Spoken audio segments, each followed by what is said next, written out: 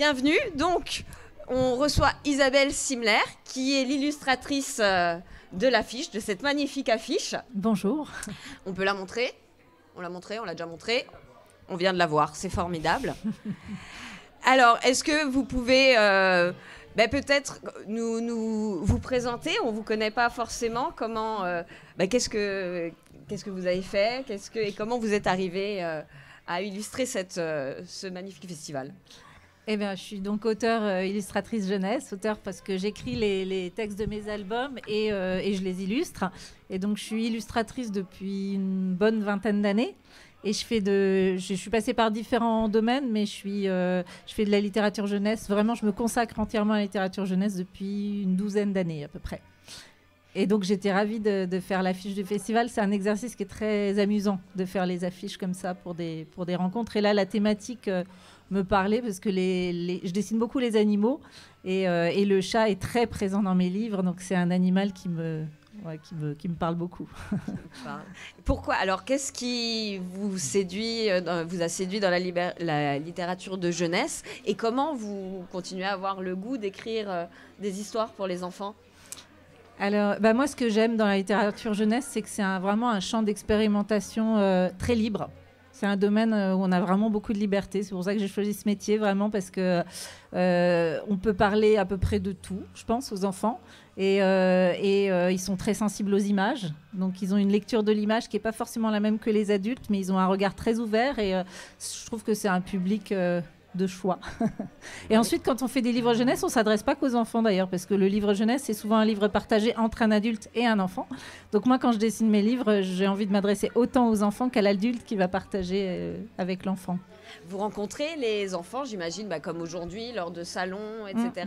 Est-ce que vous trouvez que leur rapport à la lecture change, évolue depuis depuis que vous avez démarré ou un enfant il reste émerveillé par les histoires, par les images, ils peuvent être éloignés du livre parce que l'écran il vampirise facilement le livre, mais ensuite quand on attrape des enfants, qu'on leur propose des choses, ils sont toujours super partants, ouais. Et même quand on va dans les classes, on leur lit un album, 2 albums, ils ont toujours envie que ça continue et c'est un public quand même qu'on arrive très vite à canaliser, ouais. Non, je sens une vraie curiosité chez les enfants. Je pense qu'elle est toujours là. Elle peut être un peu parasitée parfois par les écrans, mais elle est toujours là et on arrive toujours à la titiller. Justement, moi, j'ai une question quand même par rapport à ces écrans. Moi, le monde de l'illustration, l'univers de l'illustration me fascine un peu. Et je me disais, effectivement, quand on a en parallèle cette évolution en fait, de la dimension très numérique des choses, et comment est-ce qu'on fait pour vraiment intéresser les enfants qu'on a en face de soi par rapport au sujet qu'on leur emmène? Alors, moi, dans mes livres, je dessine beaucoup la nature et les animaux. Je m'intéresse beaucoup au comportement des animaux, à la nature. Et ça, c'est un sujet qui est très facile avec les enfants parce qu'en fait, ils sont super curieux. Et le monde animal, quand je vais dans des classes, je rencontre des spécialistes, des petits entomologistes, des spécialistes des oiseaux. Ils sont hyper curieux et ils sont assez savants.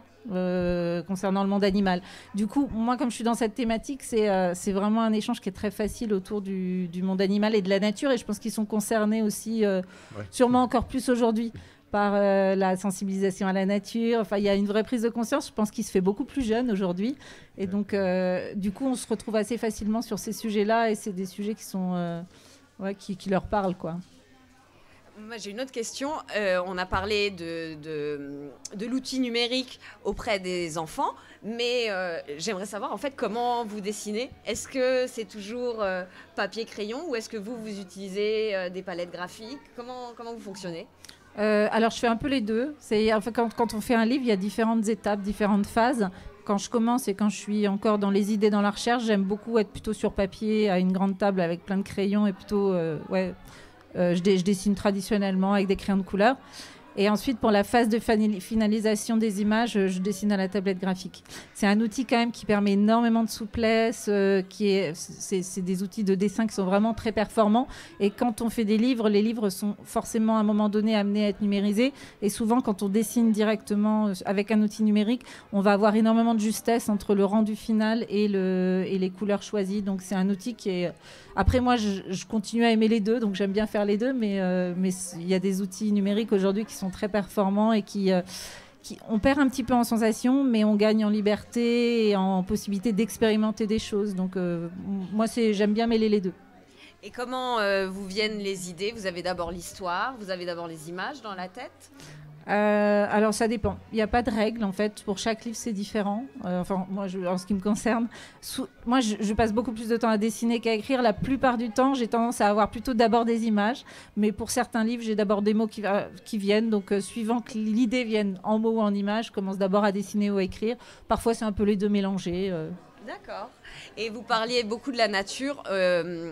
C'est d'actualité aujourd'hui avec la question écologique. C'est des thématiques qui vous touchent, quels sont les messages que vous faites passer Oui, forcément, c'est quelque chose qui me touche beaucoup. Après, je cherche pas forcément à faire passer des messages de façon explicite, mais disons que le message, il est un peu dans tous mes dessins et il est, en filigrane, on va dire. Non, du coup, Alors, on a des enfants, ouais. Oui. Parce que la régie, on réfléchit aussi, du coup, on me souffle des questions dans l'oreille. Super. Voilà. J'allais dire, on a aussi un enfant dans le chat, on aurait pu... j'ai pas vu le chat. Je demande à Juliette si elle a une question. Vas-y, Michael, sinon. On se posait la question justement, parce qu'on parle beaucoup dans l'actualité en ce moment de l'intelligence artificielle, à qui on peut juste demander, fais-moi une affiche pour Ramdam et qui va nous sortir un résultat, alors plus ou moins probant, mais est-ce que quand on est illustrateur, du coup, est-ce qu'on se sent, je sais pas, concurrencé ou rattrapé ou challengé par ces machines qui sont programmées maintenant? Ça pose une vraie question, évidemment, ça pose tout un tas de questions. Je pense que ce qui manquera toujours à l'intelligence artificielle, il y a cette efficacité de l'intelligence artificielle, je pense que ce qui manquera toujours, c'est la sensibilité. Et ça, je pense pas qu'on puisse la créer artificiellement, heureusement. J'espère. J'espère, ouais. Merci. Pardon, excusez-moi. Étouffe pas. Tout va bien. Voilà, on va peut-être pas vous avez des obligations. On vous remercie d'avoir été présente et de nous avoir consacré un petit peu de votre temps. Avec plaisir. Très belle affiche. Merci beaucoup.